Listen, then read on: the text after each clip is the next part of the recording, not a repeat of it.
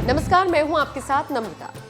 श्रीमद् भागवत भारत के सभी प्राचीन योग और ज्ञान का निचोड़ और समन्वय, जिसका उद्देश्य है परमात्मा का ज्ञान, आत्मा का ज्ञान और सृष्टि विधान के ज्ञान को स्पष्ट करना।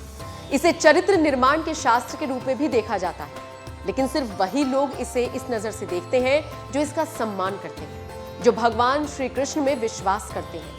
नहीं तो अभी भारत में ऐसे लोगों की संख्या भी बढ़ी हुई है जो इस तरह के ग्रंथ के लिए अपशब्द कहने का एक मौका नहीं छोड़ते, जो रामचरितमानस या फिर श्रीमद् भागवत के लिए गलत शब्दों का प्रयोग कर लाइमलाइट में आना चाहते हैं।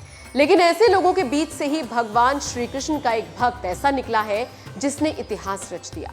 एक भक्त ऐसा जिसने श्रीमद् भागवत को कुछ ऐसे सजाया कि चार चांद क्या, सोना चांदी और हीरे लगाकर रत्न जड़ित बना दिया है।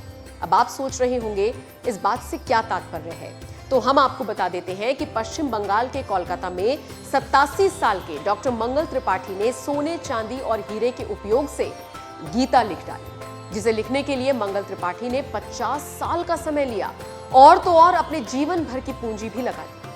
8 पत्रों की इस गीता को पूरी तरह से चांदी पर लिखा गया। इस गीता में लगभग 22 ब्लॉक है।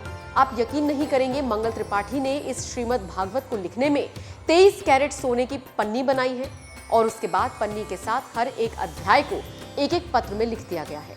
इसमें लिखे एक एक अक्षर को अलग से बिठाया गया है, जिसमें काफी मेहनत लगी है।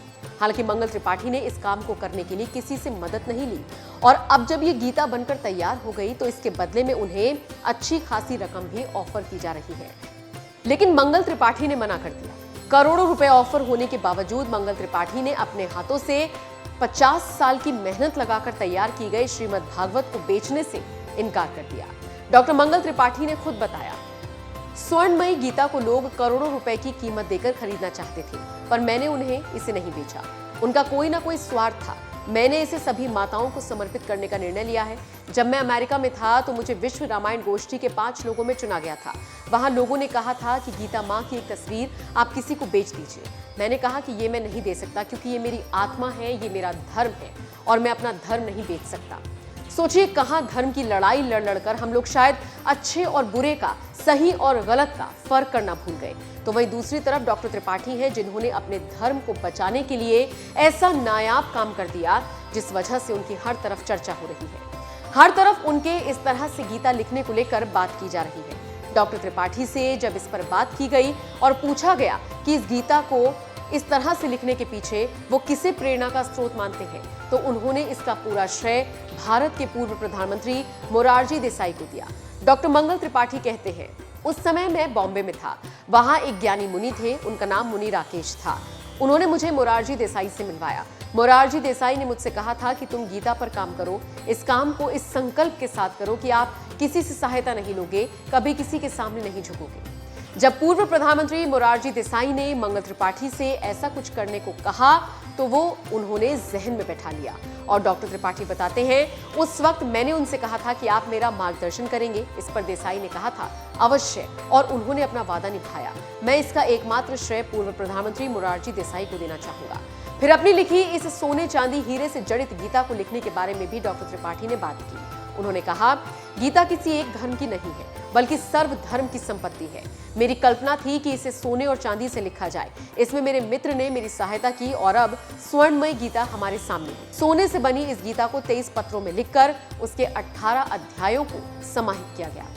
आप इस गीता को देखेंगे तो आपको एहसास होगा कि इसको लिखने के पीछे कितनी मेहनत की गई, कितना समय दिया गया। हजारों पन्नों की इस गीता में 500 चित्र भी हैं।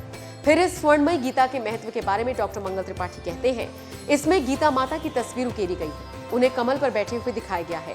कमल भक्ति, संप्रीति और शांति का प्रतीक है और इस कमल में 18 पंखुड़ियां लगाई गई हैं। 3 हाथ भी दिखाए गए हैं, जिसमें से एक में चक्र है, एक में शंख है और एक में पद्म है। ये उनकी आशीर्वाद मुद्रा है। बताया यह भी गया कि कोई आम पेपर इस कलाकारी का भार नहीं झेल सकता था, इसलिए डॉक्टर मंगल त्रिपाठी ने जर्मन पेपर का इस्तेमाल किया। इस गीता का एक एक चित्र जर्मन पेपर से बनाया गया। उसके ऊपर वॉश पेंटिंग से बनाए गए चित्र हैं। प्रत्येक चित्र को बनाने में कम से कम 1 महीने का वक्त लगा। अब इस रत्न जड़ित सोने चांदी हीरे जवाहरातों से 50 साल में बनकर तैयार हुई स्वर्णिम गीता के बारे में आप क्या कहना चाहेंगे? आपकी इस गीता के बारे में क्या राय है? और जिस तरह से डॉक्टर मंगल त्रिपाठी ने इस गीता को लिखने में अपनी पूरी जमा पूंजी खपा दी, बिना किसी से एक पैसे की मदद लिए उन्होंने अपने धर्म को बचाने का ये अनोखा प्रयास किया है। इस बारे में आपका क्या कुछ कहना है, कमेंट करके जरूर बताएं।